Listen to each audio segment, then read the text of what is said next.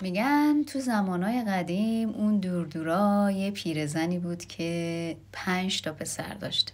یکی از پسراش عزم سفر میکنه و با کاروان به سفر میره.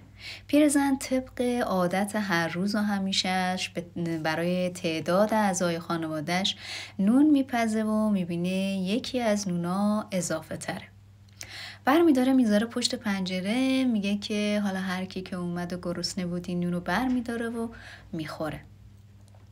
یه مرد گوشپشتی میاد برمیداره و به پیرزن نگاهی میکنه و میگه که هر کار بد و پلیدی که بکنی باهات میمونه، هر کار خوب و نیکی که بکنی بهت برمیگرده.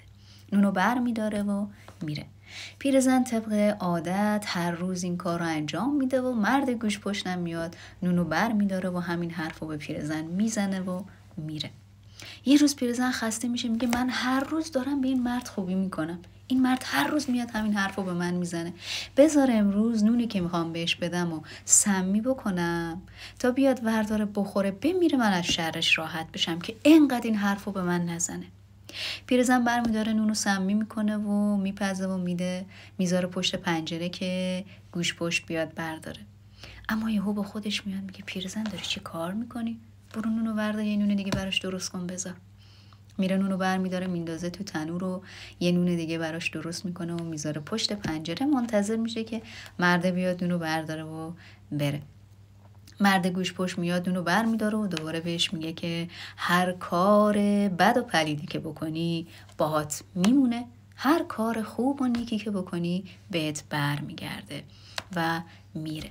بعد 5-6 ساعت یکی دم در خونه پیرزنه رو میزنه و پیرزن میره در باز میکنه، میبینه پسرشه خسته و فرتوت و لباسای پاره پاره. میگه پسر جان این چه وضعیه، چرا اینجوری؟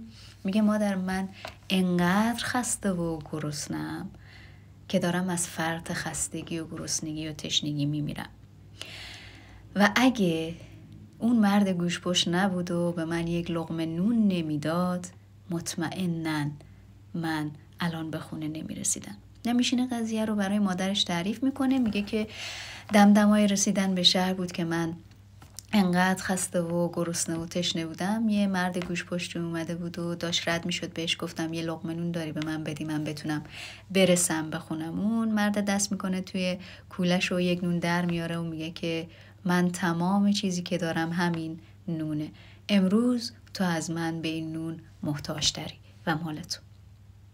و میره. مادر بعد اینکه غذا میده به پسرش و تیمارش میکنه با خودش میشینه فکر میکنه که معنی حرفی که هر روز اون مرد گوش پشت به من میزد این بود: اگه امروز نونو زهرآلود کرده بودم و به گوش پشت داده بودم نصیب بچه خودم شده بود و بچه خودم رو کشته بودم. داستان خیلی از ماست نه؟ حکایت که هر روز به یه نحوی درگیرشیم. هر چه کنی به خود کنی گر همه نیک و بد کنی. بله.